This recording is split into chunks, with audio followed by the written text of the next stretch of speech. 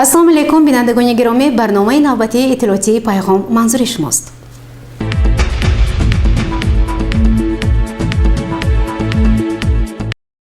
در اساس نقشه چاره‌بینی‌های کمیته حالت‌های فوق‌العاده و مدافع گраждани نزد حکومت جمهوری تاجیکستان، قرارهای رئیس ولایت سوخت و رئیس شهر پنجکند سنه‌های 24 و 26 آگوست سال روان در شهر پنجکند سنجش حالت آمادگی و مشق مکمل مدافع گраждани در موضوع عمل هیئت راهبری کننده، کمیسی‌ها، قوا و واسطه‌های مدافع گраждани با جلب زیرنظام‌های وظیفوی و حدودی نظام یگانه دولتی اوید به پیشگیری و رفع حالت‌های فوق‌العاده برگزار گردید. متوجه باشید به گزارش نخستین برنامه. در اساس نقشه چاره‌بینی‌های کمیته حالت‌های فوق‌العاده و مدافع گраждани نزد حکومت جمهوری تاجیکستان برای سال 2022 با فرمایش رئیس کمیته حالت‌های فوق‌العاده و مدافع گраждани نزد حکومت جمهوری تاجیکستان، قرارهای رئیس ولایت سوخت و رئیس شهر پنجکند روزهای 24-26 آگوست سال روان در شهر پنجکند سنجش حالت آمادگی و مشق مکمل مدافع گраждани در موضوع عمل هیئت راهبری کننده، کمیسی‌ها، قوا و واسطه‌های مدافع گраждани با جلب زیرنظام‌های وظیفوی و حدودی نظام یگانه دولتی اوید به پیشگیری و رفع حالت‌های فوق‌العاده برگزار شد. در آغاز این مشق‌ها در تالار کلان مقامات اجرایی محلی حاکمیت دولتی شهر پنجکند با اشتراک رئیس شهر پنجکند، رئیس کمیسیه حالت‌های فوق‌العاده شهر خالقزاده عبدالخالق، سردار سرریاست مدافع گраждани کمیته حالت‌های فوق‌العاده و مدافع گраждани نزد حکومت جمهوری تاجیکستان پالکوونیک خورشید ولیزاده، کارمندان مسئول ریاست ولایتی کمیته، سرداران خدمات مدافع گраждани شهر، جماعت‌های دهات، کمیسیه و خدمات مدافع گраждани شهر جلسه دایر شده. در آن نقشه برگزاری مشغولیت‌های آموزشی و عملی این چاره‌بینی مورد بررسی قرار گرفت. رئیس شهر پنجکند در آغاز جلسه ماهیت و ضرورت برگزاری این مشق را به حاضرین شرح داده، از آنهایی که به این مشق سفربر شدند اشتراک فعالانه و رعایت همه قاعده‌های مورد نظر را طلب کرد. دور نهایی و جنبست مشق در میدان فرودگاه شهر با اشتراک رئیس شهر پنجکند، رئیس کمیسیه حالت‌های فوق‌العاده شهر عبدالخالق خالقزاده، سردار سرریاست مدافع گраждани کمیته حالت‌های فوق‌العاده و مدافع گраждани نزد حکومت جمهوری تاجیکستان پالکوونیک خورشید ولیزاده، کارمندان مسئول ریاست ولایتی کمیته، جلب سرداران خدمات مدافع گраждани شهر، جماعت‌های دهات، کمیسیه و خدمات مدافع گраждани و دیگر ساختارهای مربوطه شهر برگزار شد. سرداران ساختارهای خدمات مدافع گраждани شهر به رئیس شهر، رئیس کمیسیه حالت‌های فوق‌العاده شهر پنجکند خالقزاده عبدالخالق از آمادگیشان گزارش دادند و در دایره ترتیبی برگزاری مشق، خدمات مربوطه مدافع گраждani شهر عملیات پیش‌بینی شده را در حالت‌های فوق‌العاده احتمالی تمرین نموده نمایش دادند. تشکیل و برگزاری مشق مذکور امکانیت فراهم آورد که کمیسیه حدودی مقامات اجرایی محلی حاکمیت دولتی شهر اوید به حالت‌های فوق‌العاده همچون مقام هماهنگسازی نظام یگانه پیشگیری و رفع حالت‌های فوق‌العاده و خدمات مدافع گраждани شهر از اصول‌های راهبری و نظارت دائمی همه زینه‌های مقامات اداروی برای عملیات‌های فوری و باثمر در حالت‌های صدمه و فلاکت و آفت‌های طبیعی آگاهی بیشتر پیدا نموده، آمادگیشان را جهت رفع آفت‌های طبیعی، آماده نمودن ذخیره‌های مادی در این حالت‌ها ضروری نشان دهند. مشق مکمل مدافع گраждани اوید به پیشگیری و رفع حالت‌های فوق‌العاده در شهر پنجکند در سطح بلند تشکیلی طبق نظامنامه و قاعده‌های تشکیل و برگزاری چنین چاره‌بینی‌ها گزارنده شد. گزارش صبرین اکرم و اسماعیل جان خالف شاه حسین صالح.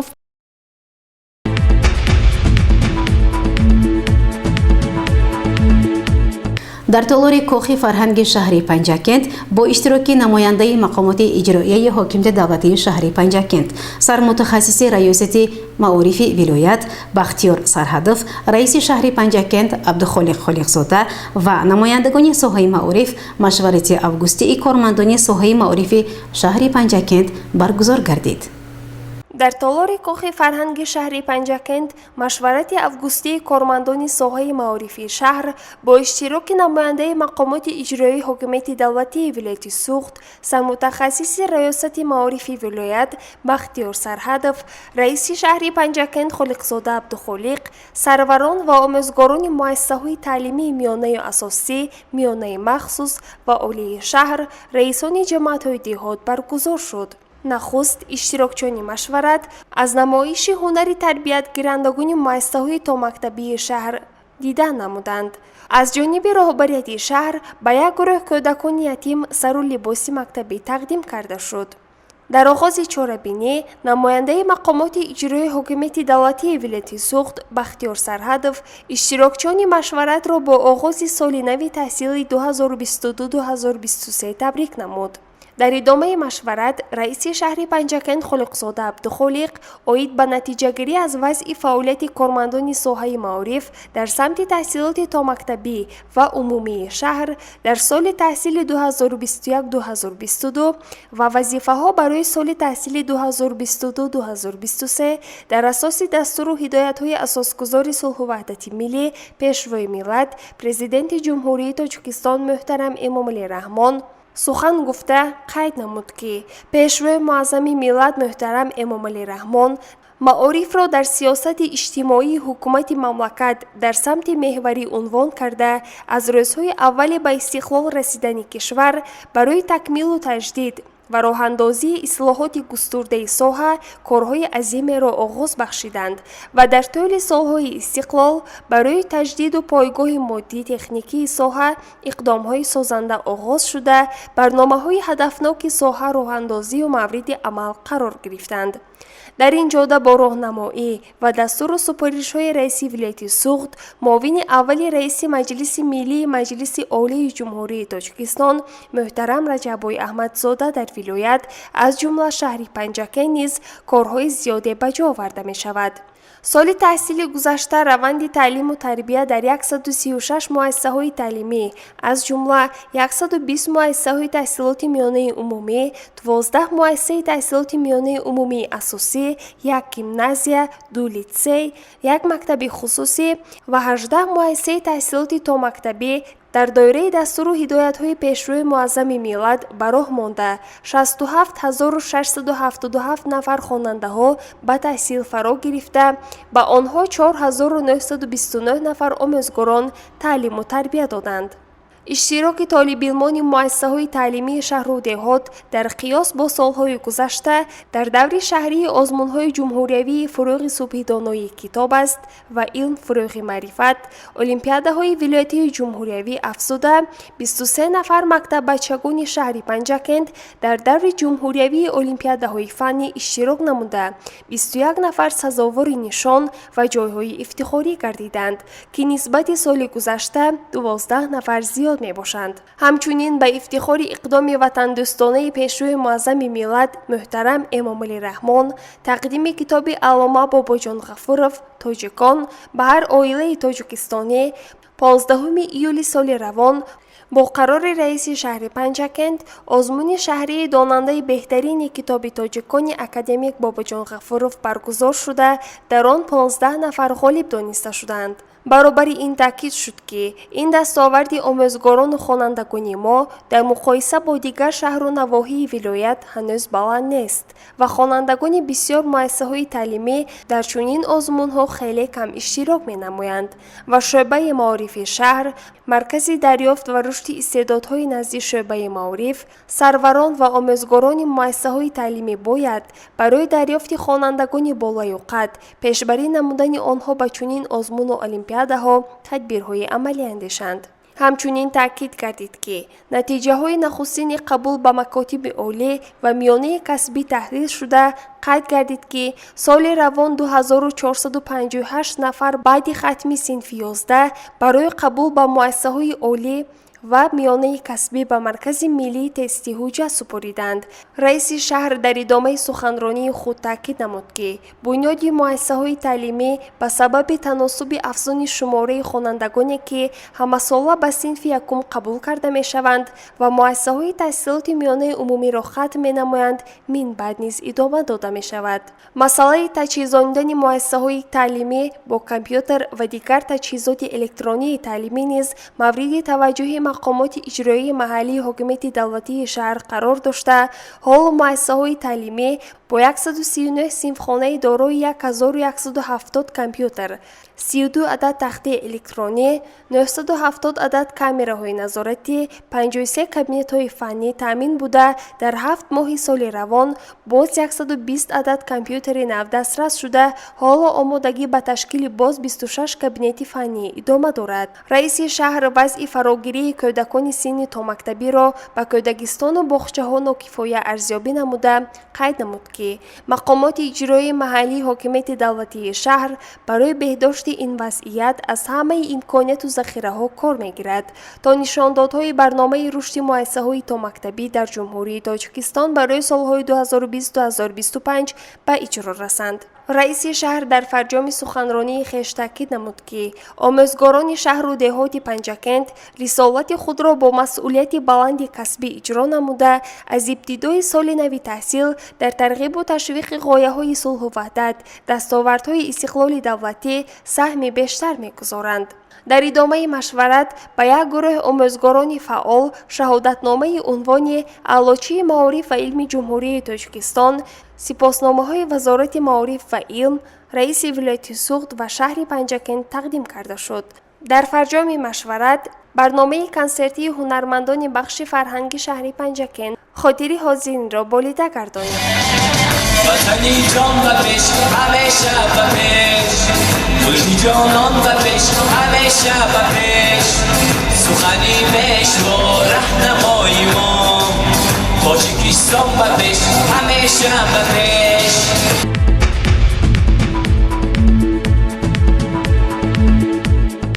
گزارش نوبتی برنامه اطلاعاتی پیغام از ادامه شناسایی رئیس شهر پنجکند عبدالخالق خالقزاده از رفت آمادگی مؤسسه‌های تعلیمی آماده گردیده است. ادامه بازدید رئیس شهر پنجکند عبدالخالق خالقزاده از مؤسسه دولتی لیتسه آغاز گردید. در مؤسسه مذکور این زمان تالاری ورزشی در حال تعمیر بوده. رئیس شهر از رفت آن دیدن نموده بهر برطرف سازی مشکلات و هرچه زودتر به فرجام رسانیدن کارهای تعمیر مسئولین را وظیفه دار نمود. ذکر کرده شد که مکتب یگانه تربیتگاه کودکان است و آموزگاران مأموریت عهده دارند تا جهت آمادگی مؤسسه به سال خوانشی نو همه تدبیرهای ضروری را راه اندازی نمایند. همزمان به دیرکتوری مؤسسه بهر تازه نگاه داشتند و جلب بیشتری محصلین سپرش ها داد. در ادامه از رفت تعمیر و آمادگی کالج آموزگاری شهر پنجکند دیدن نمود. مورد به یادآوری است که در کالج آموزگاری همساله صدها دانشجویان تحصیل نموده صاحب اختصاص می گردند. کالج مذکور دارای خوابگاه می باشد که حالا آن تعمیر گردیده ایستاده است. همزمان میدانچه ورزشی و تالاری مجلسگاه را تا روزی دانش پورا از تعمیر برآورده به استفاده خواهند داد که عبدالخالق خالقزاده جهت تیزانیدن کارها در این سمت سپارش‌های مشخص داد. مرکز خدمت رسانی و بیدالله امروزها بزرگترین کارگاه دوزندگی سر و لباس مکتبی در شهر پنجکند بوده. قسم زیادی خوانندگان شهر و دهات را با لباس یگانه مکتبی تامین می‌نماید و با لیتسه شهر دوشنبه نیز شرطنامه دارد که این بهر پیشرفت شهر و تامین بازار استحصالی سهم سازگار دارد. رئیس شهر پنجکند در ادامه بازدید خود از این مرکز و یارمارک فروش سر و لباس مکتبی آن دیدن نموده ابراز داشت که بیشتر به صفت محصولات دقت خاص دهند و با خریداران صحبت نموده از نرخ و نوا صفت لباس مکتبی و شرایط زندگی آنها پرسان گردید. مورد به ذکر است که طبق دستور سپارش‌های اساسگذاری صلح و وحدت ملی پیشوای ملت پرزیدنت جمهوری تاجیکستان محترم امامعلی رحمان و سپارش رئیس ولایت سوخت معاون اول رئیس مجلس ملی مجلس عالی جمهوری تاجیکستان رجب‌بای احمدزاده رئیس شهر پنجکند عبدالخالق خالقزاده از یک قطار مؤسسه‌های تعلیمی شهر دیدن نموده ایستاده است و از آمادگی آنها به سال نو تحصیل آشنا گردیده ایستاده است. بازدیدها نشان دادند که اکثر مؤسسه‌های تعلیمی شهر به سال نو تحصیل آمادگی خوب دیده بیناهای تعلیمی را با صفت تعمیر نموده برای دوره زمستان به مقداری ضروری سوزشواری ذخیره نمودند. همچنین طبق شرطنامه با کارگاه‌های دوزندگی خوانندگان با لباس مکتبی تامین شده. تامینات با کتاب‌های درسی نیز نسبت به سال گذشته بهتر براه مانده شده است. عبدالخالق خالقزاده از مؤسسه تعلیمی تا مکتبی نوروز، مؤسسه تحصیلات میانه عمومی رقم 3، مؤسسه تحصیلات میانه عمومی رقم 29، مؤسسه تحصیلات میانه عمومی رقم 34 و مؤسسه تعلیمی تا مکتبی رقم 1 دیدن نموده. برای راه اندازی شایسته آمادگی به سال نو تحصیل، سبز و خرم کردن صحن و اطراف بیناهای تعلیمی اظهار سپاس نمود. اینچنین هنگامی بازدید از یک قطار مؤسسه ها به شعبه معارف، سروران آنها برای تازه و آزاده و سبز و خرم نگاه داشتن صحن و اطراف، پوره و با صفت انجام دادن تعمیر بنا دستور داده شد. ضمن بازدید عبدالخالق خالقزاده با آموزگاران مؤسسه های تعلیمی، مربیه های کودکستان ها صحبتی گرم و صمیمی انجام داده به درخواست و سوال های آنها پاسخ گفت. گزارشی مرتبه رحمان و وش حسین صالحوف.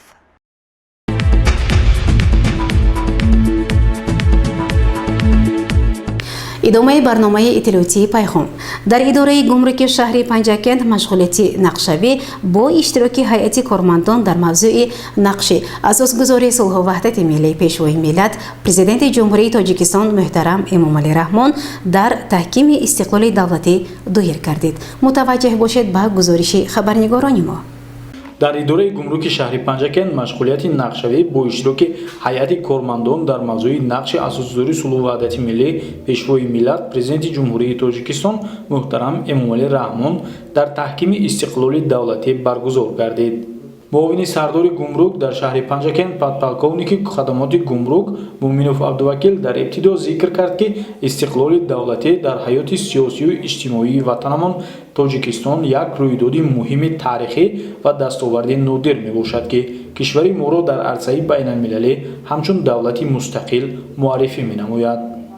در مشغولیت معاون رئیس حرکت وحدت ملی و احیای تاجیکستان در شهر پنجکند عباس همراهزاده از سالهای اولی صاحب استقلالی یادآور شد که وطن ما را جنگ تحمیلی شهروندی فرا گرفته، آن خطر پراکنده‌شوی دولت و نیستی ملت را به وجود آورد. ذکر شد که جنگ تحمیلی شهروندی برای اقتصادیات کشورمان ضرر کلان مادی و معنوی رسانیده باعث هلاکت ده‌ها هزار نفر آدمان گردید. 27 یونی سال 1997 در تاریخ ملت تاجیک همچون روز وحدت ملی ارزشمند و مقدس است. تاکید گردید که چنین روزهای تاریخی و خاطرمان در حیات هیچ یک خلق و ملت خود از خود به وجود نآمده، در نتیجه زحمت و تلاش‌های شبانه روزی و عزم و اراده قوی شخصیت‌های برجسته تاریخی میسر می‌شود. چنین شخصیت تاریخی در جامعه ما که برای بنیاد دولت صاحب استقلال تاجیکستان و برقرار کردن صلح و وحدت ملی خدمت‌های نهایت بزرگ و خیرتمندانه کرده، در تاریخ دولت و ملت یک مرحله نو را به میان آوردند. سرور دولتمان جناب عالی محترم امامعلی رحمان میباشند. دستاورد بزرگ دوران استقلالیت این نائل گردیدن به وحدت ملی میباشد. محض وحدت ملی به ما امکان داد که سالهای استقلالیت به کامیابی‌های عظیم نائل گردیم. اصلا استقلالیت و وحدت مفهوم‌های مرادف میباشند. نباید فراموش ساخت که تنها در صورت پایداری وحدت کامل استقلالیت وطن تحکیم می‌یابد و پابرجا میماند. در نوبت خود حفظ و تحکیم استقلالیت همچون زمینه برای تکامل وحدت ملی و دوستی و برادری تمام ساکنان تاجیکستان خدمت می‌نماید.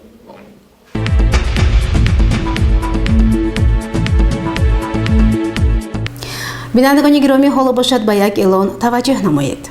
با توجه راهبران کارخانه و مؤسسه ها، جماعت های دهات، محله های شهر و ساکنان شهر و دهات میرسانیم که طبق دستور و سپارش های اساسگذاری صلح و وحدت ملی پیشوای ملت پرزیدنت جمهوری تاجیکستان محترم امامعلی رحمان و سپارش راهبر دستگاه اجرایی پرزیدنت جمهوری تاجیکستان جهت آمادگی به جشن 31مین سالگرد استقلال دولتی جمهوری تاجیکستان در قلمرو مملکت با مقصد تقویت کارهای آبادانی، تعمیر و تجدید بناهای معموری و استقامتی، кабудизоркунию гулшинонӣ, тозаю озода намудани роҳу кӯчаҳо, ҷойи борҳо, гирду атроф ва саҳни корхонаю муассисаҳо, нуқтаҳои савдо, маҳалли зисти сокинони шаҳру деҳот, ҳашарҳои дастҷамъона баргузор карда мешавад.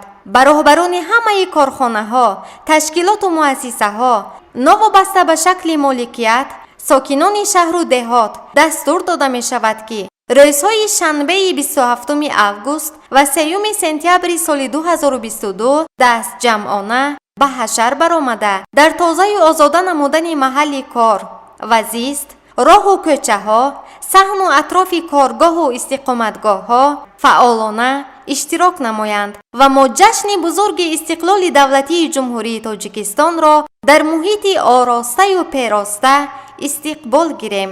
Марҳамат ҳама ба ҳашарҳои ободонию тозакорӣ.